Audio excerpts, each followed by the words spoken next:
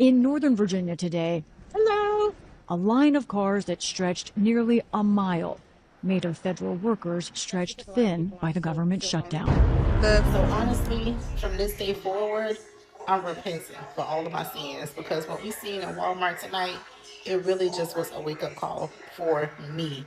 Because Carla Zimmerman. I just retired in June from 25 years of teaching. My name is Bartley Armitage. I've been in Eugene, Oregon for most of 45 years. You know, it really hurts me to see. I see all these families out here talking about this EBT thing, about this government shutdown. And you know, like, I'm a 21-year-old dad. Well, guys, here we go. Welcome to the channel, guys. Make sure you hit the like and subscribe button. It really does help my channel. Today's video is something that most of the people, they are not prepared to what's going to happen in United States. My name is Carla Zimmerman. I just retired in June from 25 years of teaching. My name is Bartley Armitage. I've been in Eugene, Oregon for most of 45 years. I was a union carpenter for over 30 years and still a member of the Carpenters Union. Our current premium is $443 a month Through the ACA. through the ACA, and which is manageable for us, both retirees. However, it's going up to $2,224 a month. We are kind of in shock. That's without the subsidy. With the subsidy, it's manageable for us. We still live paycheck to paycheck, but it's manageable. The Affordable Care Act, we sort of counted on that in the interim period as retirees to sustain our health care. Without the subsidy, we honestly don't know what we're going to do. Without the subsidy and with that kind of increase, it's like buying another house and trying to pay for two houses at the same time. Yeah, so we don't know what we're going to do exactly. We don't know how we're going to have some health insurance and be able to afford it on a monthly basis. The thing that gets me the most is that both of us have worked our whole lives. I always had faith that our government wouldn't even care. The government, that our leaders would have a heart and try to find a way to help everyday Americans. What I would say is this government should be about we the people, not about some. So guys, this couple situation is tough. You know, they worked their whole life. Now they retire. They cannot afford health insurance because the government, they decide to cut out a whole bunch of programs, and it's going to be tough for them. You know, it really hurts me to see. I see all these families out here talking about this EBT thing, about this government shutdown. And you know, like, I'm a 21-year-old dad. I got 3 kids that I take care of, plus like another one that isn't mine, but she's with me most of the time. So I got 4 kids that depend on me on the daily basis to give them food and provide for them and to make sure that they have a house over their head, you know. And I work a lot. My girlfriend, she works a lot too. So then we got this, you know, we got assistance that is given to us because we're a low-income family. And it's like, I see all these people out here talking about how people who use EBT. This is a pretty young guy, 21 years old. He's taking care of 4 kids. Damn. You know, he's working hard to provide for his family. His wife is working hard too. He's depending on the food stamp to supplement his income. Or need EBT are lazy. Well, I'll tell you this right now, I ain't lazy. I work my ass around to you any time of the day. Any time of the day. But it hurts my heart because now I got to look at my kids and I got to look at my family and I got to wonder what the fuck I'm going to do now. And it's 2025. Nobody should have to feel like that. Nobody should have to think like that. It's not like we're out here being savages fucking hunting for our food and shit. Nah, we can go to the grocery store and buy it. So why should I have to be worried about where my next meal is going to come from? You know, I'll sit here and I'll starve myself any day for my kids to eat, but I shouldn't have to.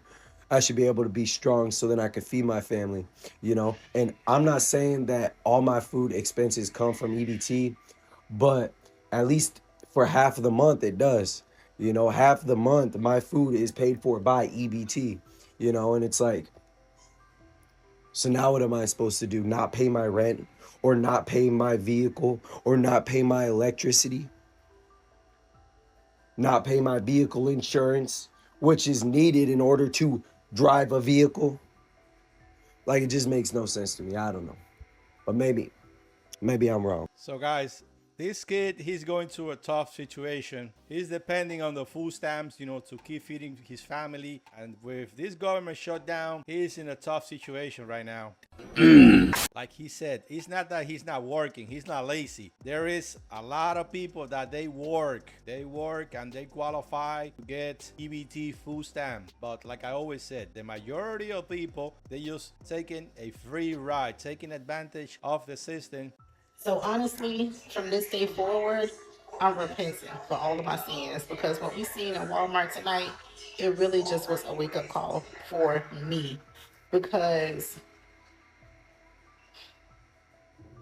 it was just a wake-up call. I can't even really explain it. It was just scary. It's just scary. I had my children there. We were there as a family, and the things that the extreme that people will go through is just like, it's crazy. And all I can say is, whatever I have done in the past, please God, erase my sins. This day forward, I'm going to try to be a bigger and better person, not speak negative about anybody, because you never know what a person is going through. Them people may have needed those groceries, but me, I know that from here on out, my family is covered. And I just want to say to the people who have to resort, or who are resorting to these things, just please be careful. It is not worth your life. It is not worth your freedom. But from this day forward, my family and I are repenting from all sins, and we're going to try to do right from here on out. Here on out. No more negative content. No more bashing each other, because this is a time where family needs family. We have to stick together as a family. My children are looking up to me, and my children may not ever erase the things that we see in that Walmart. They may not ever be able to erase that from their memory. So wash me clean from my sins. I'm repenting, and I never do anything wrong or bad to anybody else, because I never want to have to resort to anything like that. Guys, I really don't know what this lady was talking about. She saw, I guess, something very crazy at Walmart. Who knows? Maybe people stealing. And like she said, it's not worth it, losing your freedom, going to the store and steal. That's what's going on social media. A whole bunch of people saying they are going to Walmart and they are going to steal food. And Why are you crazy? that's not the solution, guys. Stealing is not the solution. We are going through tough times. This is going to be like the Great Depression. Years and years ago, that happened, the Great Depression. A lot of people were going hungry and going to the food banks, but food banks, they are running out of food. That's not an option right now to go to the food bank and get food. They are literally overwhelmed.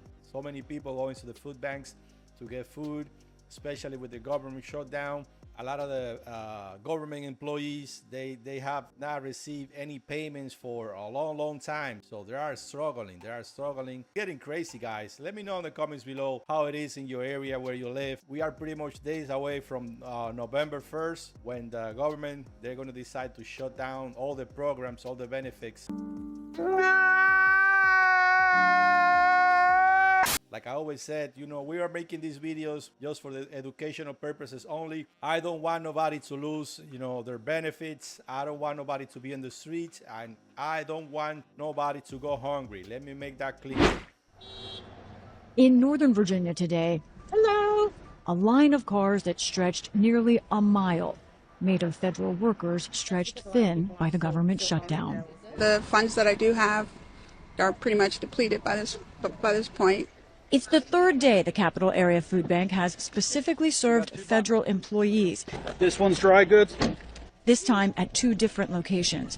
Unpaid workers and contractors waiting in line said they've had to make cutbacks, like Valley Bennett, a single mother who works for the Department of Homeland Security. I have a kid in college, a senior in high school. A senior in high school, it's a lot of celebration, a lot of things that you want to do since it's your last year in high school, and we have to slow down all the activities. More than 1 million federal employees today missed their first full paychecks since the shutdown began. That includes Zeleny Johnson, a mother of three. Guys, more than 1 million employees without a paycheck. Something ain't right. It is crazy. This government, they have to get their stuff together because it's affecting a lot of people. This government shut down. It looks like they are not going to get into an agreement. They're acting like childs right now. That's freaking nuts. At least these food banks, you know, they decide to do something only for the government employees, helping them out. What's coming is crazy because Thanksgiving is around the corner, and I think this year nobody's going to be able to celebrate Thanksgiving. Who works for the U.S. Navy. It feels terrible. Yeah. It feels really bad. It's definitely not a good feeling to not get one today, but then to also know that you don't know when the next one is coming either. That after Senate Republicans and Democrats yesterday blocked each other's bills to pay some or all workers in the shutdown. Many federal employees were feeling or anticipating pain in their pocketbooks before today. Lines formed earlier this week at the Capital Area Food Bank's first distribution in Prince George's, Maryland, and its 300 boxes of goods ran out with people still waiting. And today, with cars lining up starting at 5:30 a.m., there was even more demand, and again, not enough supply. We are likely going to run out of food before you get to the front of the line. So this is our pantry network. Additional places to access food will be back next week. I'm so sorry. Just imagine you go there to get food. You are in line from 5 a.m. in the morning. And then they tell you, I'm sorry, we run out of food. Wait, what? These food banks, they're getting overwhelmed. And it's going to get worse before it gets better, guys. Sure.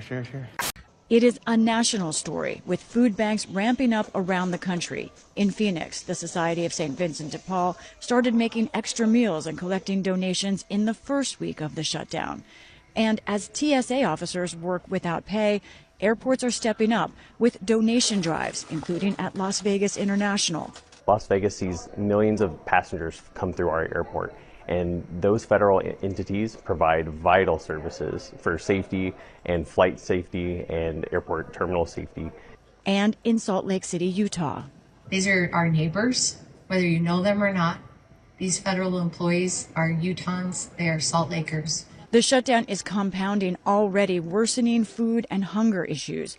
Before the shutdown, the Capital Area Food Bank's annual report for the D.C. area found a notable rise in the most severe food shortage, people considered very food insecure. Guys, it's going to get to a point that airports, they're going to shut down. That's going to be the last drop in the bucket. Airports shut down. People, they're not going to be able to travel anywhere. I think it's going to happen. That's the only way the government, they're going to get to agreement once they shut down the airports, because these TSAs, employees, they're not going to continue working for free for another paycheck, another pay periods. It's not fair for them. It's not fair for anybody, you know, working for free. You got bills to pay, and bills, they don't stop coming. I missed the part where that's my problem. It is government job related. As of May, 41% of households that lost a job connected to the government were food insecure. That's compared to 17% for households that did not experience a job loss. As the last box of food went into the cars today, significantly earlier than the food bank had planned, a lingering common thought from federal workers: don't forget them in all of this. Just think about the American people that are out here working really hard just to survive. Just remember that. The Capital Area Food Bank in Washington is planning its next distribution event tomorrow, and they only expect demand to grow as this shutdown continues. So guys, let me know what you guys think about this whole situation. A lot of these workers, a lot of U.S. citizens, we are just literally a paycheck away from being homeless. And with this government shutdown and EBT Section 8, they're going to be cut off in November. It's going to get worse, guys. Hopefully you guys have some money saved. You guys have a plan B to go through this tough situation. Like I said, I don't want nobody to be homeless, but it is what it is, guys. So like I always said, veterans, thank you for your service. You guys deserve the best, and see you guys on the next video.